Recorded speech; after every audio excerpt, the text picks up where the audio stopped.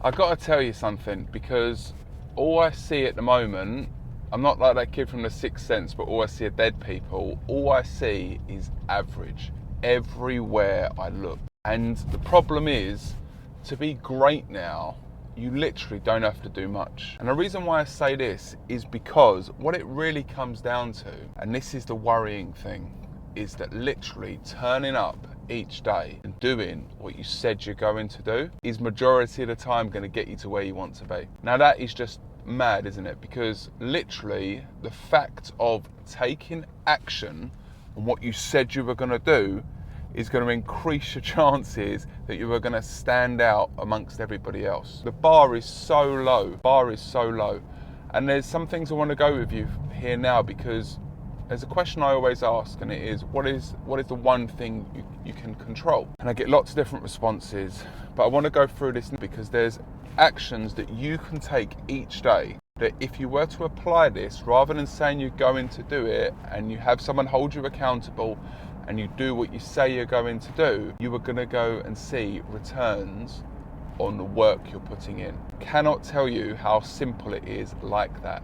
But the problem is, yeah, it's out of our comfort zone. Yeah, it's challenging. Yeah, it's a problem. And as I say this, I'm saying this to myself as well, because there's still things that I say that I want to do that I'm not doing. So I'm not here to say I'm perfect, but I'm literally standing out because everyone else is just so shit. So you kind of look at yourself and think, well, what do I need to be doing? You really don't need to be doing much. It's this discipline, putting in that work, putting in that effort every single day in the right areas. Because I get pushback and people say, well, what about people that are labourers? They don't earn a living, no, you got to pick, you got to go to a market that's actually going to be potentially going to be life-changing to what you do. With what I'm doing at the moment, there is a real chance that I can have real success in this industry, and not just success by being proud to say what I'm doing, but also monetary as well. And as much as I don't care for money, it does make the world go round, and truthfully it does make life a bit easier. As Zig Ziglar says, I've had money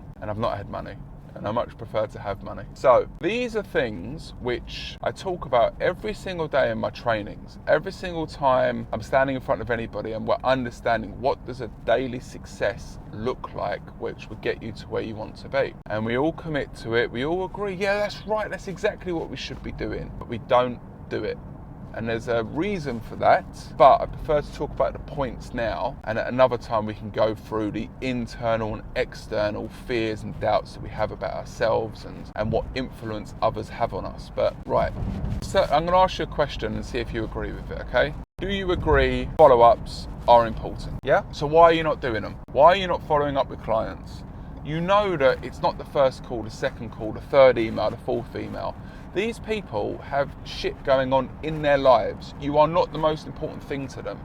And if they've forgotten or not got back to you, it's because they have other stuff going on. Now you've got to accept that. Let your ego go and just accept that they have other things going on, even though they might have said that your product and service is really important. So honestly, each day, are you following up with who you need to be following up with?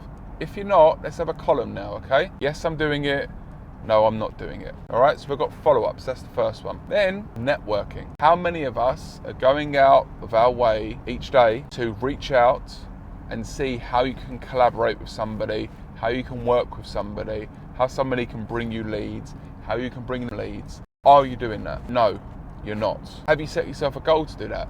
No, you haven't. Why are you not doing that? That's a story for another time. Now, it's not about going from 0 to 100, boom, like that, but you need to build. You need to start building momentum, and the only way you can start building momentum is by taking action. So I'm going to have a task for us at the end of this, and if you're up for it and you stick to it, I don't want to guarantee you, okay, but there's evidence, there's breadcrumbs, there's showings that when you do these things, results come from it. It's as simple as that.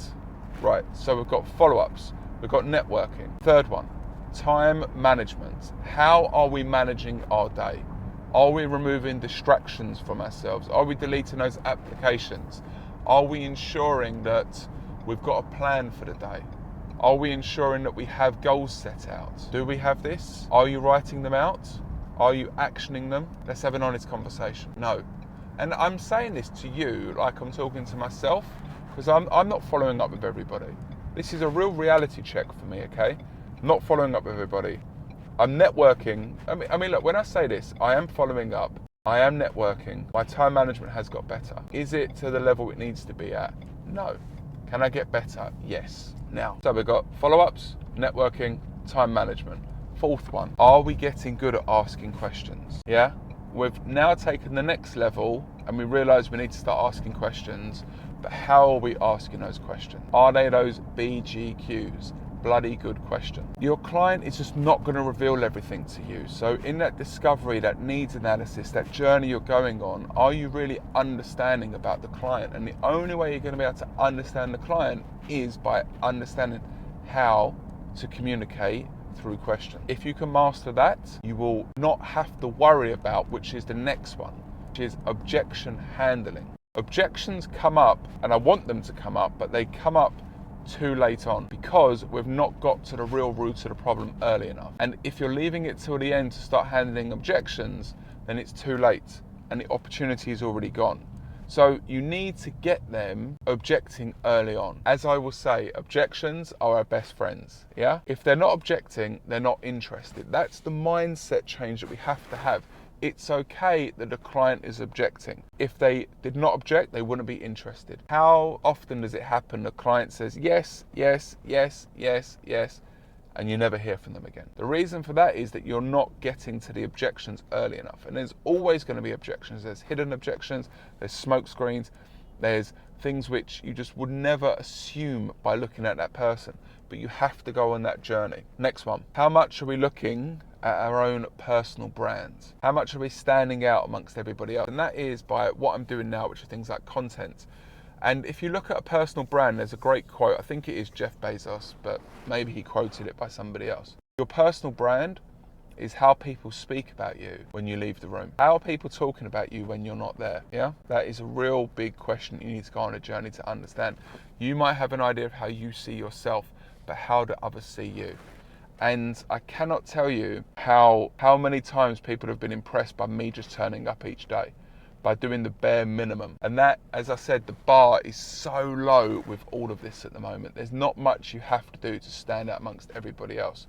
But there's working smart with it, there's going to the right places, there's not being a busy fool, there is highlighting those areas which are in synergy with who you are and what you do. Like, if somebody thinks of who you are, what are they thinking? What I hope and I know is that people at least know that I bring value. If people know I bring value, that is a great, great, great entry, because they know I'm just not trying to take, I'm trying to give. So those things are extremely important. Next one, how much are you delegating? How much are you delegating? There's certain things which I need to know, but not that I need to do. So I need to bring people in, and this is where it comes to the who. Who are the people that are doing the things that you don't need to quite do, but you need to know? And the reason why I say that you need to know it is that these people you need to work with, you need to direct them in some sort of way, or you can leave them if they are experts, but you still need to understand it, because if they were not to turn up one day, you still need to know how things are going on. And I think a lot of the time we give it over to somebody and we don't actually understand what's going on at all. So there has to be some sort of understanding of it. Right, next one, adapting to change. There's things which go on every single day. Are you able to pivot when things happen like that? Going offline to online, using WhatsApp, using Instagram, using YouTube, understanding how that all works. These things, every single day there is a change. And are you able to adapt? There's a lot of people which were very successful a few years ago and have gone completely missing now. And then there's those people who had no success at all, but during which was seen as devastation times, they actually had real success because they were able to understand what needed to be done. So you're either going to make a change now, it's going to be huge success and get with the times, or you're not going to keep up with what's going on and you're going to lose actually what it is you should be doing. What is it you're hoping to achieve each day? If you're hoping to achieve how to bring value to people, solve people's problems, their challenges, every now and then the way you do that has to change because times are changing, right? And my last one, outreach, cold calls. How much? Do we think they're dead? Do we think they're still alive? I think there's a balance. And when I speak with salespeople, they say, I don't like making cold calls. I say, well, yeah, but How much focusing on where you should be making these calls? Before you're calling, are you reviewing the person, reviewing the company, understanding more about them, understanding how you should be starting that conversation? If you understand that, cold calling is actually a great opportunity to reach people that know nothing about you, and you can start to build some trust with them. Which type of outreach should you be doing? There's many different types. Don't just stick with one, because you need to cover all bases. If tomorrow something went down and that was your main focus, let's say LinkedIn, and all of a sudden LinkedIn was to be stopped, where would your business opportunities come from then? So you always need to be prepared that something is going to happen to one thing. And it isn't about generally being good at something, it's about making sure that you're covering all your bases, so if something were to happen, then you can switch and get into something else. So I'm going to go through these things again. Are you following up? Are you networking? Time management. Are you asking the right questions? What is your personal branding like? Are you delegating? Are you able to handle objections? Are you getting into them early enough? Are you adapting to change? And are you making the cold? Those things I've listed, I think we can all agree that they're not hard. But the difference is people are taking action, and they're doing it. So I have a task, and I hope that you're going to commit to this. If you are, I'm here to support you. Let's support each other. Let's be in a community. Each day you're going to learn something, and I want you to So I want you to tell me what you learned and how you applied it. If you can stay consistent with that for 2 weeks, you would have made the shift. And in those 2 weeks, you will have results straight away, because you're turning up, you're taking action, you're seeing what works. You're not just wondering, oh, this might work, it might not work. No, you'll know if it works or doesn't. So, who is going to take the action? This will be your turning point. And I will see you on the next episode. Haters.